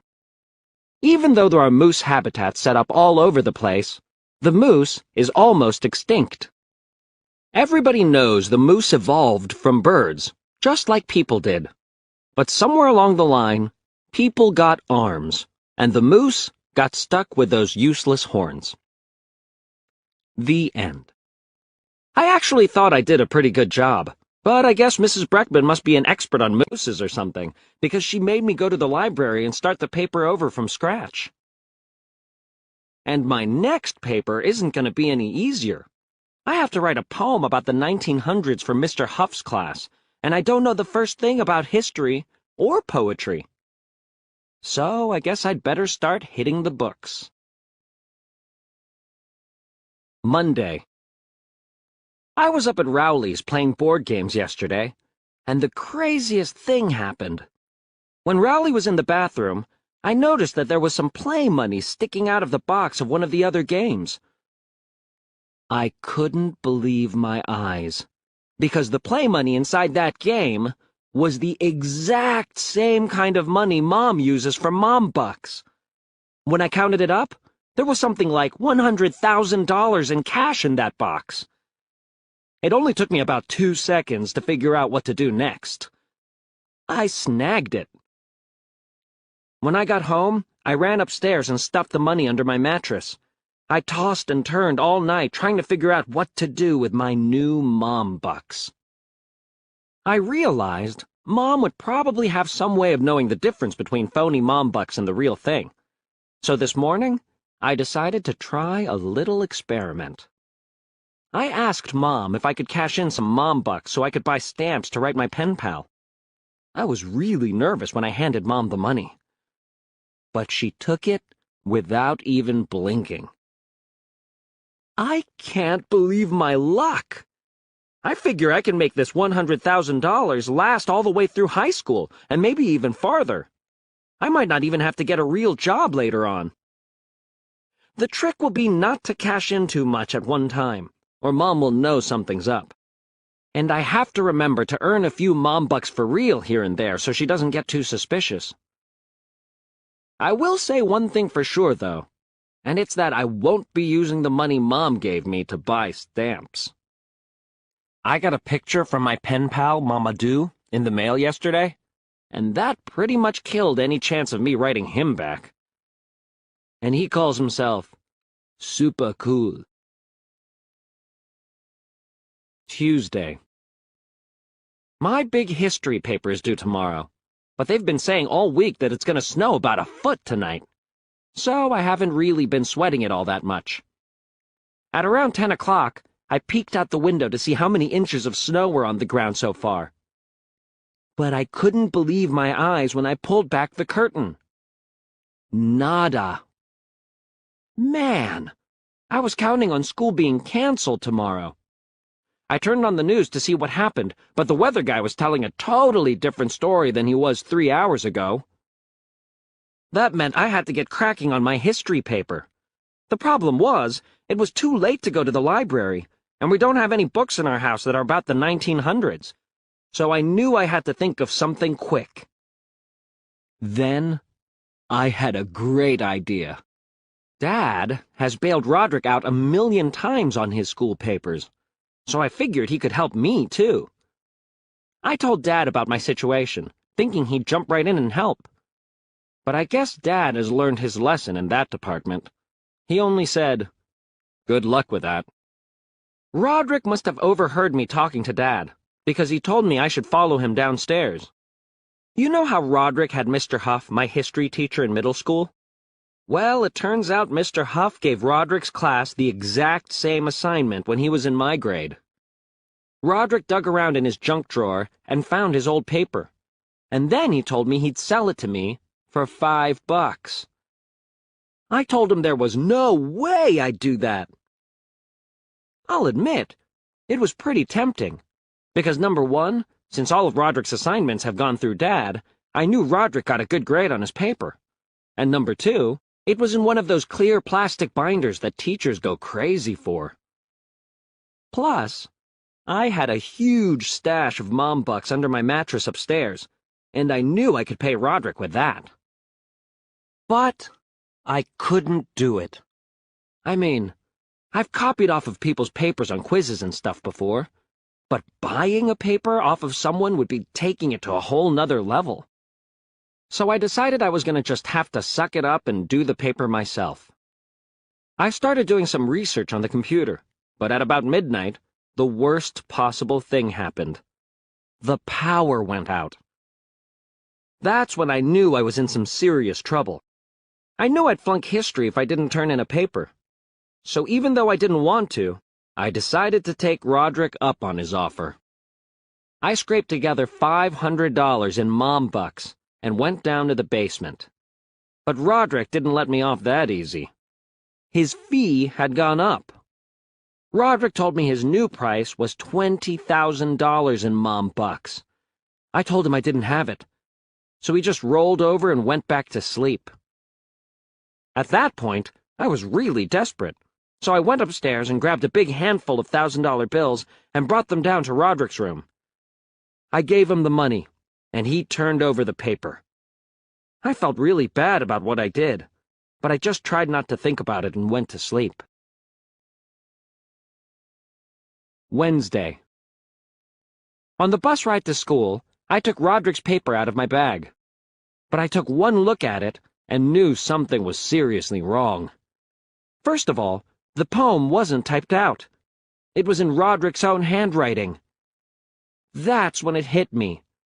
Dad only started doing Roderick's papers for him once he got to high school, so that meant this paper was Roderick's own work. I started reading Roderick's paper to see if I could still use it. But apparently, Roderick was even worse about doing his research than me. 100 Years Ago by Roderick Heffley. Sometimes I sit and wonder about stuff I don't know, like what the heck the Earth was like 100 years ago. Did cavemen ride on dinosaurs? Did flowers even grow? Well, we could guess, but that was back 100 years ago.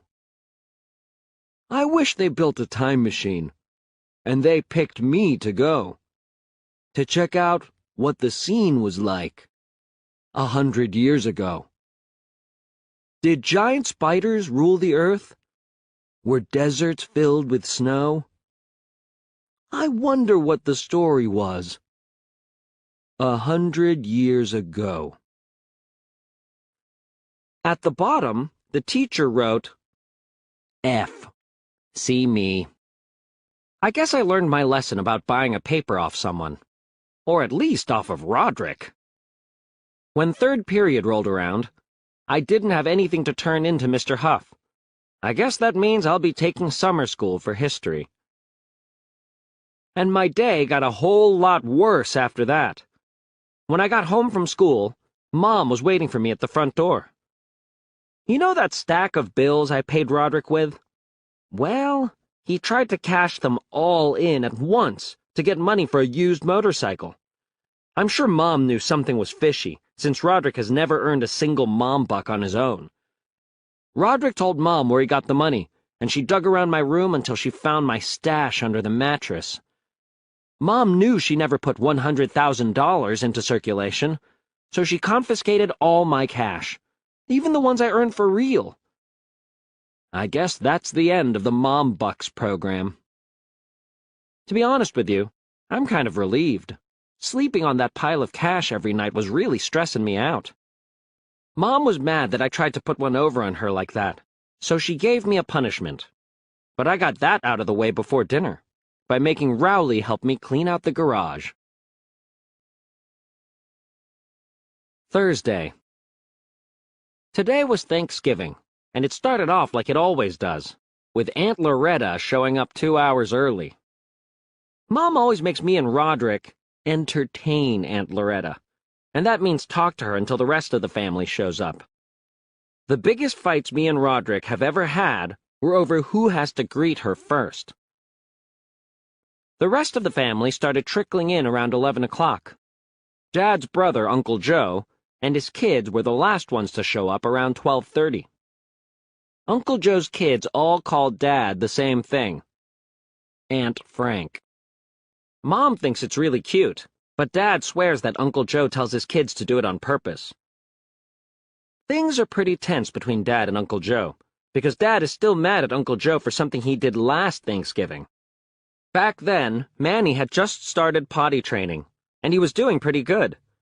In fact, He was probably about 2 weeks from being out of diapers. But Uncle Joe said something to Manny that changed everything. "Better look out for the potty monster, little fella." It was 6 months before Manny would even step foot in the bathroom again.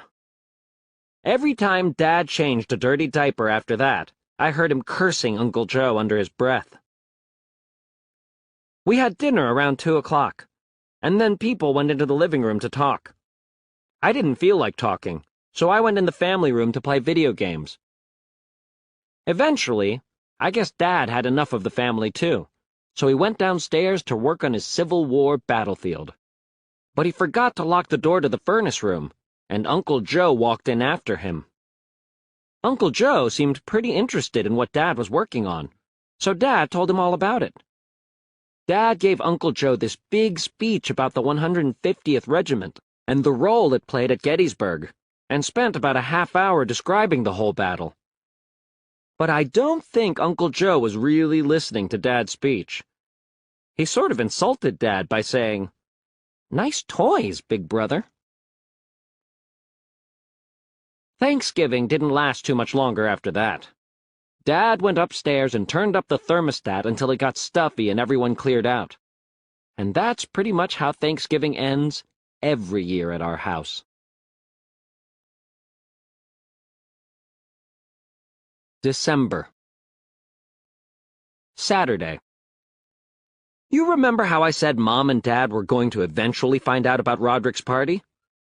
Well, it finally happened today. Mom sent Dad out to pick up the pictures from Thanksgiving, and when Dad got back, you could tell he wasn't happy about something. The picture in Dad's hand was from Roderick's party. It looked like one of Roderick's friends accidentally took a picture with Mom's camera, which she keeps on the shelf above the stereo, and when he took the picture, it captured the whole scene. Roderick tried to deny that he had a party, but everything was right there in the picture, so there really wasn't any point. Mom and Dad took away Roderick's car keys and told him his punishment is that he's not allowed to leave the house for a whole month. They were even mad at me because they said I was Roderick's accomplice. So I got hit with a 2-week video game ban. Sunday. Mom and Dad have been all over Roderick's case ever since they found out about his party. Roderick usually sleeps until 2 o'clock in the afternoon on weekends, but today, Dad made Roderick get out of bed by 8 a.m. Making Roderick get out of bed early is a pretty big blow to him, because Roderick loves to sleep. One time last fall, Roderick slept for 36 hours straight. He slept all the way from Sunday night until Tuesday morning, and he didn't even realize he missed a whole day of his life until Tuesday night, when Monday Night Football wasn't on. But it looks like Roderick has found a way around the new 8 o'clock rule. Now, when Dad tells Roderick to get out of bed, Roderick just drags his stuff upstairs with him, and he sleeps on the couch until it's time for dinner. So I guess you gotta give this round to Roderick. Tuesday.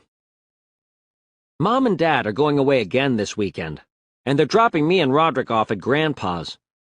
They said they were gonna let us stay home, but we proved we can't be trusted on our own. Grandpa lives over in Leisure Towers, which is this old folks' home. I had to spend a week there with Roderick a few months ago, and it was the low point of my whole summer. Manny is staying with Grandma this weekend, and I'd give anything to trade places with him. Grandma always has her fridge stocked with soda and cake and stuff like that, and she has cable TV with all the movie channels. The reason Manny is going to Grandma's is because Manny is Grandma's favorite, and all you need to do is take one look at her refrigerator for the proof. There's pictures of Manny all over the door. But if anyone ever accuses Grandma of showing favorites, she gets all defensive, saying, "I love all my grandchildren the same." And it's not just the pictures on the fridge, either. Grandma has Manny's drawings and stuff hanging up all over the house. The only thing that Grandma has from me is this note I wrote her when I was 6. I was mad at her because she wouldn't give me any ice cream before dinner. So here's what I wrote. "I hate you, Grandma. Grandma has kept that note all these years, and she's still holding it over my head, telling everyone who comes into the house, "And this is what my wonderful grandson Gregory made for me." I guess every grandparent has their favorite, and I can understand that. But at least Grandpa is up front about it. The best part is, I'm the one who is his favorite. Saturday. Well, Mom and Dad dumped me and Roderick off at Grandpa's today, just like they said they were going to do. I started looking for ways to entertain myself, but there's nothing in Grandpa's condo that's fun to do, so I just sat down with him and watched TV. But Grandpa doesn't even watch real shows. He just keeps his TV tuned to the security camera that's in the front lobby of his building. And after a few hours of that, you start to go a little nuts, listening to Grandpa say things like, "Oh, sure, Barry Grossman has time to go out for a 3-hour walk, but he doesn't have time to return my vacuum." At about 5 o'clock, Grandpa made us dinner. Grandpa makes this awful thing called watercress salad, and it's the worst thing you ever tasted. It's basically a bunch of cold green beans and cucumbers floating in a pool of vinegar. Roderick knows I hate watercress salad more than anything, so the last time we stayed at Grandpa's, Roderick made sure to pile it on my plate, saying, "Greg loves watercress salad." I had to sit there and choke down every bite so Grandpa's feelings wouldn't be hurt. And guess what I got as a reward for cleaning my plate?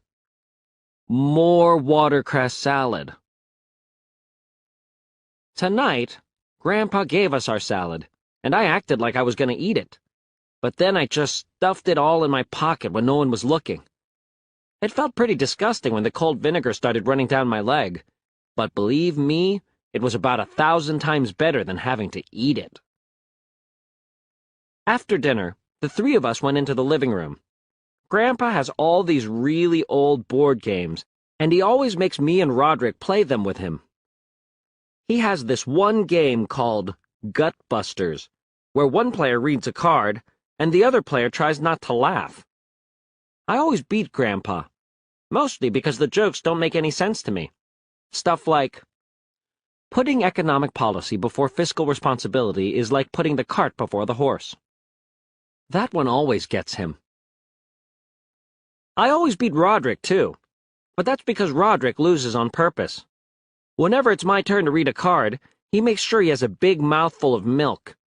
Then he laughs in my direction. At 10 o'clock, I was ready for bed, but Roderick called the couch, and that meant I had to sleep with Grandpa again. All I can say is, if Mom and Dad were trying to teach me a lesson for covering for Roderick, well, mission accomplished. Grandpa actually handed me his teeth and asked me to put them in the glass on the bedside table. Yuck. Sunday. Roderick has a big science fair project due right before Christmas break, and it looks like Mom and Dad are making Roderick do this one all by himself. Last year, Roderick's science project was called, "Does Watching Violent Movies Make People Think Violent Thoughts?" I guess the idea was to have people watch horror movies and then draw pictures afterward to show how the movies affected them. But it was really just an excuse for Roderick and his friends to watch a bunch of horror movies on school nights. Roderick's friends got the movie-watching part done, but they didn't draw a single picture. And the night before the science fair, Roderick didn't have anything to show for himself.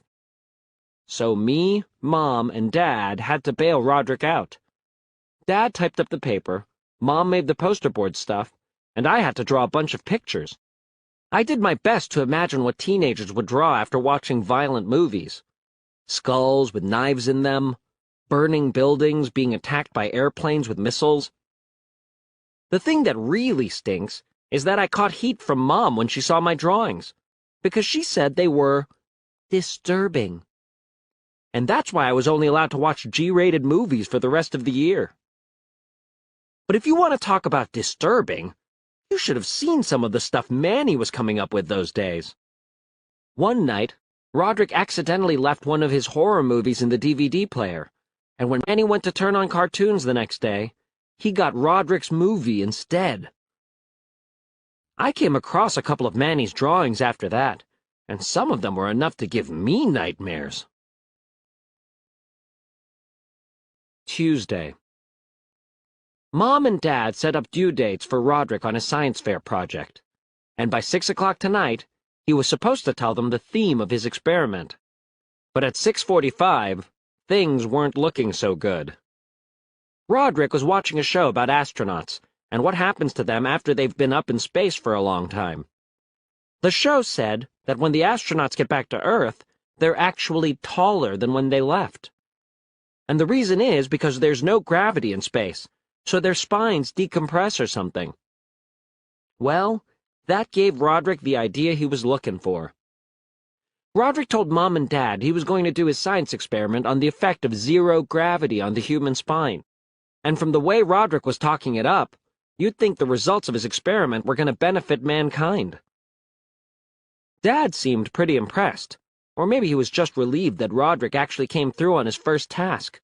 But I think Dad started to see things a little different later on, when he found Roderick laid out on the couch and told him to take the trash out to the curb, but Roderick said he couldn't, because he was doing his research. Wednesday. Yesterday at school, they announced tryouts for the big winter talent show. As soon as I found out about it, I came up with this awesome idea for a comedy skit that me and Rowley could do. But I admit the real reason I wrote it was to give myself an excuse to talk to Holly Hills, who is Heather Hills' sister and the most popular girl in my grade. It's called The Boy Whose Family Thinks He's a Dog. And here's the script. Me, as the dad. Look, honey, our dog is standing on its hind legs. Rowley, as the boy. I am a person, not a dog. Holly, as the mom. Hey, you're not supposed to be up on the couch, you dumb mutt. Rowley. But I'm not a dog. I'm your son. Holly. Don't you growl at me. Me. We're off on a romantic vacation. I guess we'll have to put you in the kennel. Rowley. But I want to go with you guys. Me. Well, woof woof woof to you too. The end. Credits. Writer, Greg Heffley. Director, Greg Heffley. Dad, Greg Heffley. Mom, Holly Hills. Dog boy, Rowley Jefferson. I showed Rowley the script, but he wasn't too enthusiastic about the idea. You'd think Rowley would be grateful that I was going to make him a big star. But like Mom always says, there are some people you just can't please. Thursday. Rowley went and found someone else to partner with for the talent show. He's going to do a magic act with this kid from his karate class named Scotty Douglas. And if you want to know if I'm jealous, let me put it to you this way. Scotty Douglas is in the 1st grade. So Rowley will be lucky if he doesn't get beat up at school for this. They're having one big talent show for the elementary school, the middle school, and the high school. So that means Roderick and his band are going to be in the same competition as Rowley and Scotty Douglas. Roderick's all fired up about the talent show. His band has never played in front of a crowd, so they see this as their big chance to get noticed. Roderick is still grounded, but the rule is that he's not allowed to leave the house. So his band just comes over every day and practices down in the basement. I think Dad's starting to wish he had worded Roderick's punishment a little differently. But if Roderick's band really thinks they can win this talent show, they better get serious and play some actual music, because they spent their last 2 practices fooling around with a new echo pedal they got over the weekend. I kept hearing, "Somebody farted, farted, farted, farted, farted." Friday. Dad ended Roderick's punishment 2 weeks early, because he was going bonkers listening to loaded diaper practice every day. So tonight, Roderick went to his friend Ward's for the weekend. With Roderick out of the house, that meant the basement was free, so I invited Rowley over to spend the night. Me and Rowley bought a bunch of candy and soda, and Rowley brought over his portable TV. We even managed to get our hands on a couple of Roderick's horror movies, so we were all set. But then, Mom came downstairs with Manny. She said, "Look who came to join you." Rats. The only reason Mom dumped Manny on us was so he could spy and tell her if we were doing anything wrong. Every single time I've had a sleepover, Manny has ruined it. The last time Rowley slept over was the worst. Manny must have gotten cold in the middle of the night, so he crawled into Rowley's sleeping bag to get warm. That freaked Rowley out enough to make him go home early, and he hasn't been back to spend the night ever since. It looked like Manny was going to ruin another sleepover. Me and Rowley couldn't watch our horror movies with Manny around, so we decided to just play board games instead. But I'm a little sick of board games, and besides, Rowley was kind of driving me crazy. He needed to go to the bathroom every 5 minutes, and whenever he'd come back downstairs, he'd kick a pillow across the room, saying, "Booyah!" It might have been funny the first couple of times, but then it really started getting on my nerves. So the next time Rowley went upstairs to use the bathroom, I played a prank on him. I put one of Dad's dumbbells underneath the pillow, and sure enough, the next time Rowley came downstairs, he gave it a big kick. Well, that did it. Rowley started blubbering like a baby, and I couldn't quiet him down. And with all the racket Rowley was making, Mom came downstairs. Mom took a look at Rowley's big toe, and she seemed pretty concerned. I think Mom's sensitive about Rowley getting injured in our house after the tinfoil ball incident, so she drove him right home. I was just glad she didn't ask us how it happened. As soon as Mom and Rowley walked out the door, I knew I'd better start working on Manny. Manny saw me put that dumbbell under the pillow, and I knew he would tell Mom what I did. So I came up with an idea to keep him from snitching. I packed some bags and told Manny I was going to run away from home so I didn't have to face Mom for what I did. Then I walked out the door and acted like I was leaving for good. Goodbye, oh family. Goodbye, goodbye, goodbye. I got that idea from Roderick. He used to pull the same kind of thing on me when he did something bad, and he knew I was going to tell on him. He would act like he was running away, and then 5 minutes later, he would just walk back inside. And by that time, I was ready to forgive him for whatever he did. So after I told Manny I was leaving home, I shut the door and waited outside for a few minutes. And when I opened the door, I expected to find him crying in the foyer. But Manny wasn't where I left him. I started walking around the house looking for him. And guess where he was? Down in the basement, eating my candy. Anyway, if letting Manny eat my candy is the price I have to pay to keep him quiet, I can live with it. Saturday. After I woke up this morning, I went down to the kitchen. But one look at Mom's face told me that Manny sold me out. Manny told Mom everything. He even told her about our horror movies. Don't even ask me how he knew about that. Mom made me call Rowley to apologize, but then she made me talk to his parents and apologize to them, too. So I don't think I'm going to get invited back over to Rowley's house anytime soon. Then, Mom got on the phone with Mrs. Jefferson. Mrs. Jefferson said Rowley's big toe was broken, and that he had to stay off it for a week. Then Mrs. Jefferson said Rowley is heartbroken, because this means he'll have to miss the talent show tryouts, and he's been practicing his magic act with Scotty Douglas all week. So Mom told Mrs. Jefferson that I would be happy to fill in for Rowley at the tryouts. I started tugging at Mom's sleeve to let her know this was a terrible idea. But of course she just ignored me. After Mom got off the phone, I told her the last thing I needed at school is to be on stage doing magic tricks with a kid who was in pull-ups a year ago. But Mom made me go through with it anyway. She took me down to Scotty's house and explained the situation to his mother. So now there was no getting out of it. Mrs. Douglas invited me inside, and me and Scotty went up to his room to start practicing. Well, the first thing I found out was that Rowley and Scotty were not equal partners in this act. Rowley was actually Scotty's assistant. I told Scotty there was no way I was going to be a magician's assistant to a first grader. But Scotty said it was his magic set, and he started throwing a big tantrum. So I just went along with the idea to keep Scotty quiet, because believe me, I did not need any more trouble. Then Scotty handed me this shirt that was covered with all these sparkly sequins, and he told me that it was my costume. It looked like something Grandma would wear to bingo.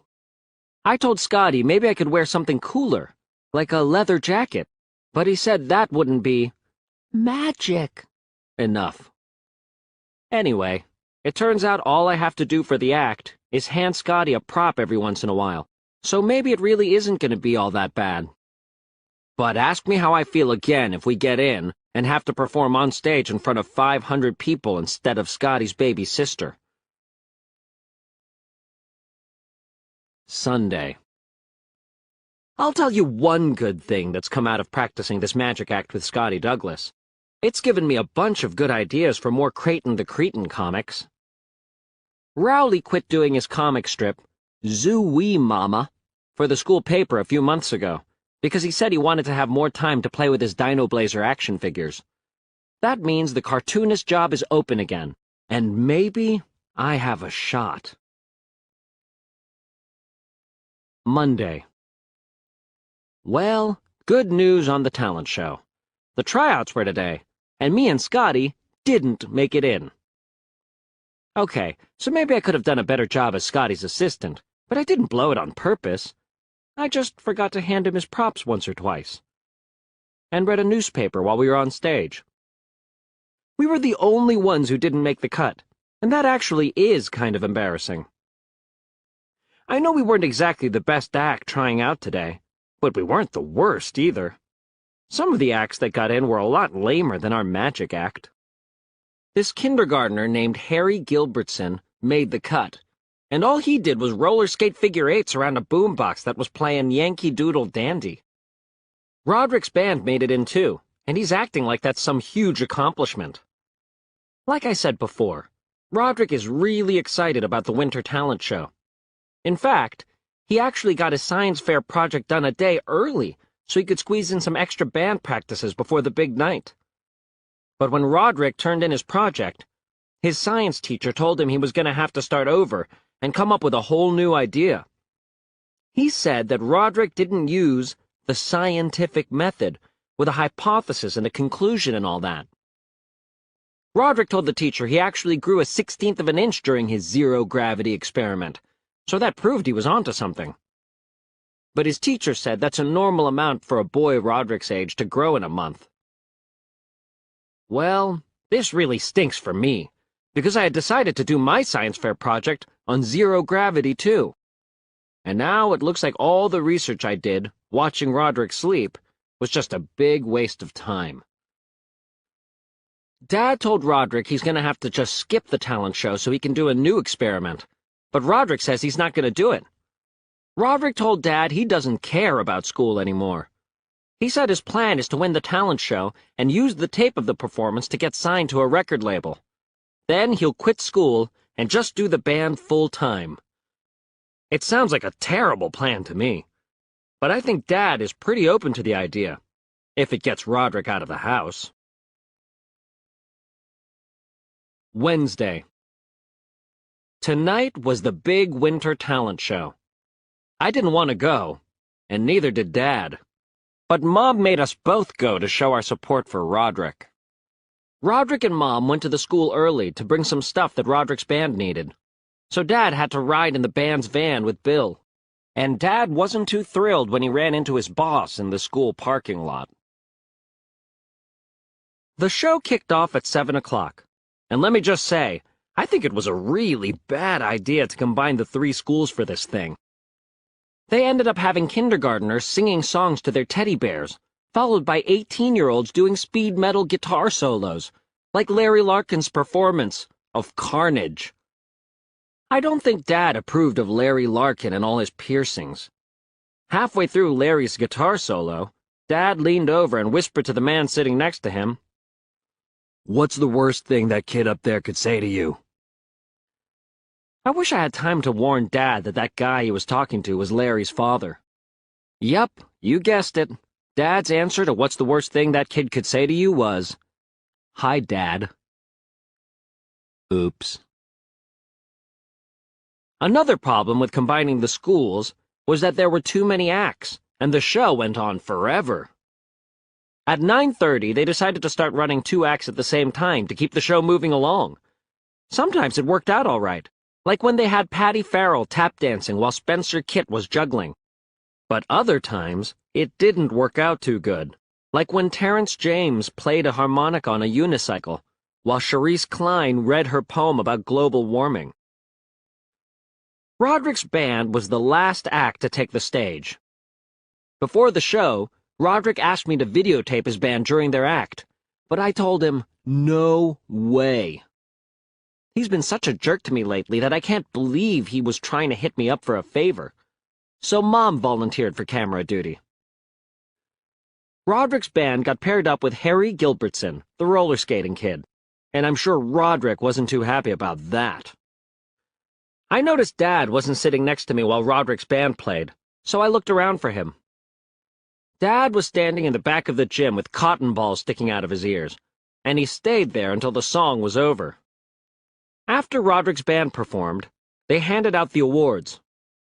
Roderick's band didn't win anything, but Harry Gilbertson walked away with a prize for Best Musical Act. Go figure. But you'll never guess who the grand prize winner was. Rowley's babysitter, Leland. He won for his ventriloquist act, because the judges said it was wholesome. I never thought I'd agree with Roderick on anything, but I'm starting to wonder if maybe he was right about Leland being a nerd after all. After the show, Roderick's band came back to our house to watch the videotape of their performance.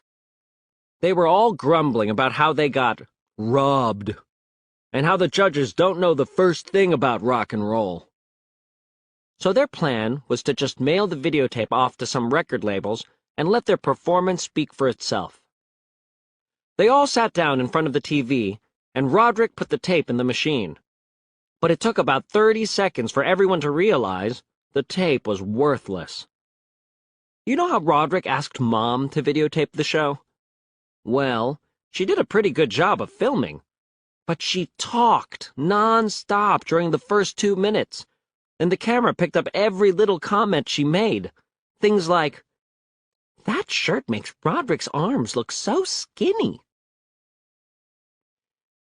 Every time Bill stuck out his tongue and flicked it up and down like a rock star, you could hear Mom ring in with her opinion. "I don't like that." In fact, the only time Mom stopped talking was when Roderick did his drum solo. But during that part, the camera was shaking around so much that you couldn't even see anything. At first, Roderick and his bandmates were really mad. But then one of them remembered that the school taped the talent show, and it's supposed to be on the local cable channel tomorrow night. I guess that means they'll all be coming back over to watch that. Thursday. Well, things have gotten really bad for me in the last few hours. Roderick and his bandmates came over around 7 o'clock tonight to watch the talent show on TV. They sat through the whole 3-hour show until their band came on.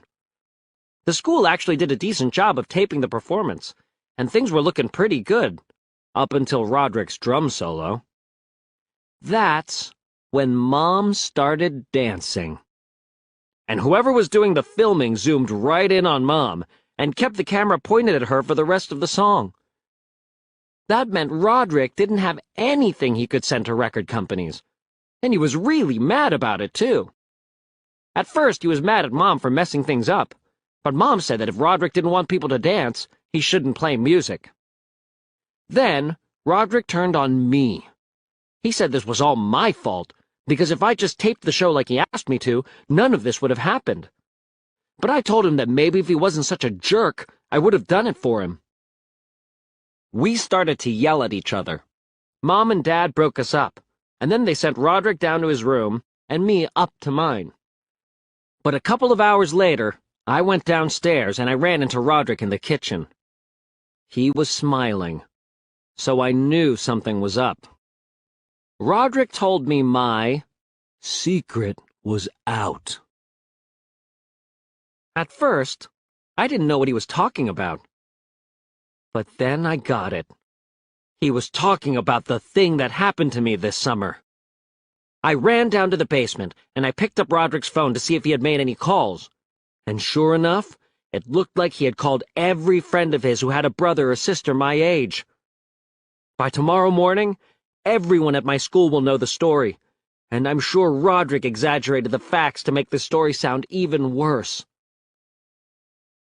Now that my secret's out there, I want to put on record what really happened, and not Roderick's twisted version.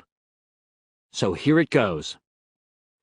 Over the summer, me and Roderick had to stay with Grandpa at his condo in Leisure Towers for a few days. But there was nothing to do, and I was going bonkers. I was so bored, I broke out my old journal and started to write in it. But taking out a book that said diary on the cover in front of Roderick was a huge mistake. Roderick stole my journal and made a run for it. He probably would have made it into the bathroom and locked the door if someone hadn't left the Gutbusters game sitting out. He tripped right over it.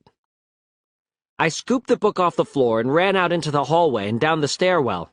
Then, I ducked into the bathroom in the main lobby and locked myself in a stall. I kept my feet off the floor so that if Roderick came in, he wouldn't know I was in there. I knew that if Roderick got a hold of my journal, it would be a nightmare. So I decided to just rip the whole thing into tiny little pieces and flush them down the toilet. It was better to just destroy the thing than risk Roderick getting his hands on it. But as soon as I started ripping pages out of the book, I heard the bathroom door open. I thought it was Roderick, so I just stayed completely still. I didn't hear anything, so I peeked over the top of the stall to see what was going on. That's when I saw a woman standing in front of the mirror putting on makeup. I figured the lady just accidentally wandered into the men's room, because people at Leisure Towers are always doing stuff like that. I was about to speak up and tell this lady she was in the wrong bathroom, but right then, someone else walked in. And guess what?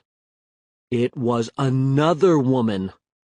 That's when I realized that I was the one who messed up, and I was in the women's bathroom. I prayed that those ladies would just wash their hands and leave so I could make a run for it, but they sat down in the stalls on either side of me, and every time one woman would leave the bathroom, someone else would come in and take their place. So I couldn't leave. I just cowered on top of the toilet in my stall. If Rowley thinks he had it bad when those kids made him eat the cheese, he should try being stuck in the Leisure Towers ladies' room for an hour and a half. I guess someone eventually heard me in there, and they reported me to the front desk. Within a few minutes, word got around the building that there was a peeping Tom in the women's room. By the time security came in and got me out of there, everyone who lived in Leisure Towers was down in the lobby, and Roderick saw the whole thing unfold upstairs on Grandpa's TV.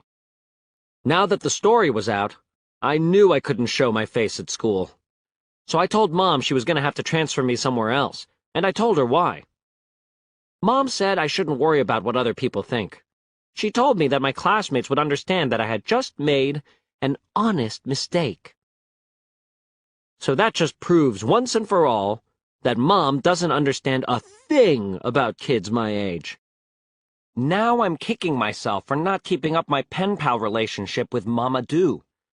Because if me and him had stayed in touch, maybe I could have gone to France as an exchange student and hid out there for a few years. All I know is, the one place I don't want to go tomorrow is school. And it looks like that's exactly where I'm headed. Friday. The craziest thing happened today.